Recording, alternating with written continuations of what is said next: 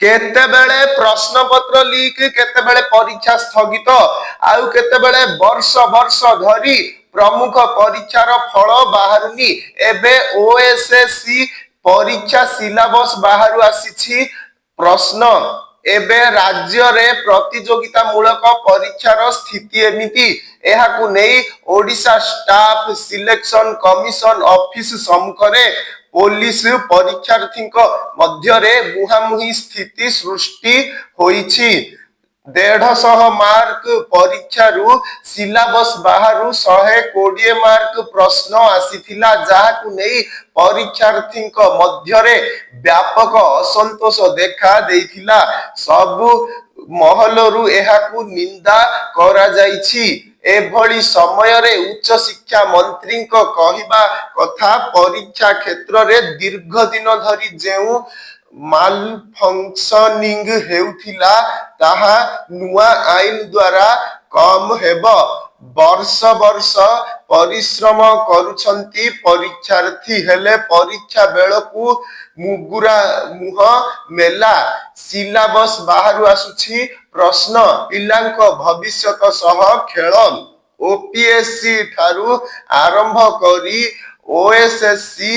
ओ triple SC आदि प्रमुख प्रतियोगिता मूलक परीक्षा परिचालना संस्था विरोध रे व्यापक असंतोष आरआई अमीन एआरआई फार्मासिस्ट भली परीक्षा फल और परीक्षा को नहीं पूर्वरु व्यापक असंतोष सृष्टि होईछि एबे ओडिशा स्टाफ सिलेक्शन कमिशन द्वारा करा जाइथिबा एसआई ट्रैफिक एक्साइज एसआई परीक्षा रे त्रुटि परिलक्षित होईछि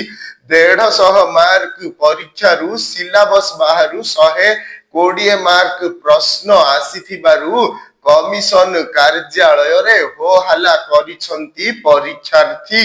सिलेबस बाहरु प्रश्न आसीछि बोली कमिशन मानिथिले मध्य एही परीक्षा को नेई कौन निष्पत्ति नियाजिब तार स्पष्टता चाहिछंती छात्र छात्री एपरिकी विरोध बेले परीक्षार्थी सह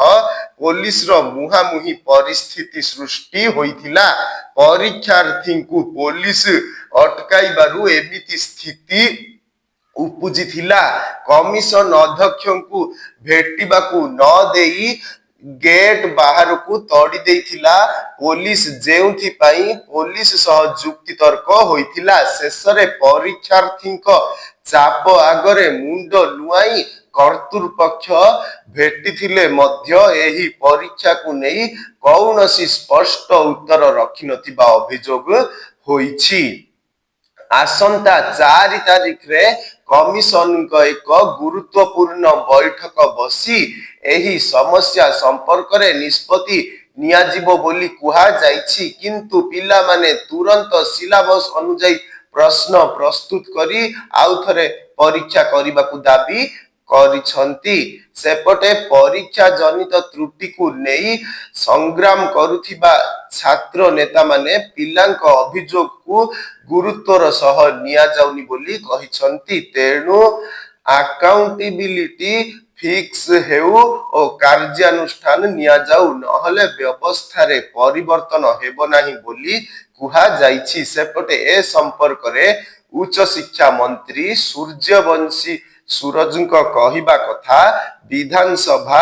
अधिवेशन रे आईन आसीछि एहा जेते परिमाण रे कार्यकारी हेब परीक्षा जनित दुर्नीति सेते कमिजिबो बोली से कहिसंती विभिन्न परीक्षा रे प्रश्न पत्र लीक हेबा विभिन्न कॉम्पिटिटिव परीक्षा रे व्यापक अनियमितता अभियोग हेबा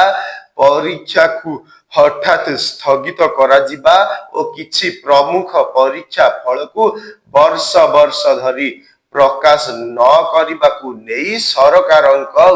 विरोध रे